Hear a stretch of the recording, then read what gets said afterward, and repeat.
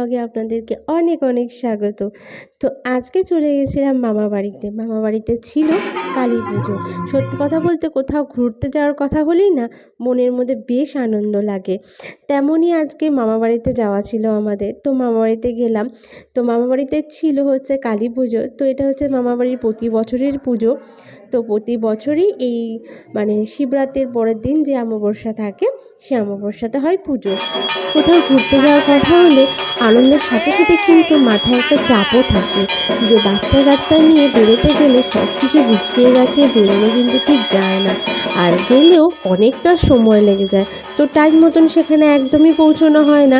তো আমার কথা ছিল পুজোর বসার আগেই আমাকে পৌঁছতে হবে, কিন্তু আমি সেটা পারলাম না বলতে কি গুছিয়ে গাছিয়ে উঠতে পারিনি, তাই আগে আগে যেতেও পারিনি। তো মোটামুটি পুজো শুরু হয়ে যাওয়ার পর আমি ওখানে গিয়ে পৌঁছোই। তো পৌঁছানোর পর সাথে করে গোপালকেও নিয়ে গেছিলাম। এই যে আমার গোপালকে এখানে বসিয়ে দিয়েছি, আর এখানে গোপালকে লাড্ডু ভোগ খেতে দেওয়া হয়েছে। তো এখন হচ্ছে ঠাকুরের প্রাণ প্রতিষ্ঠা হবে, আর তবে আমি এখানে বেশিক্ষণ থাকতেও পারবো না। তো সন্ধে হওয়ার আগ দিয়ে আমি বাড়ি চলে আসবো, কারণ ছেলেটার তো শরীর খুব একটা ভালো না, তো ঠান্ডা লেগেছে। তো সন্ধে হওয়ার আগ দিয়েই বাড়ি চলে আসবো, আর তাহলে আর ঠান্ডা হাওয়াটা ওর লাগবে না।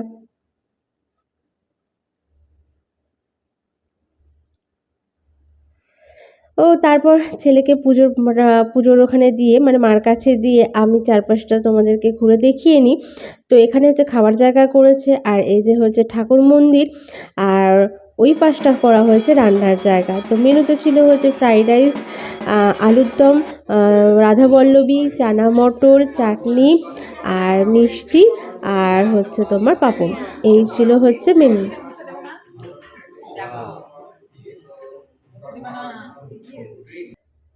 তারপর হচ্ছে কিছু ছবি তুলে নিলাম, কারণ ছবি তোলা ছাড়া কিন্তু আমাদের কোথাও ঘুরতে যাওয়া একদমই অসম্পূর্ণ থেকে যায়। তো তিনজনে মিলে প্রচুর কিছু ছবি তুলে নিলাম।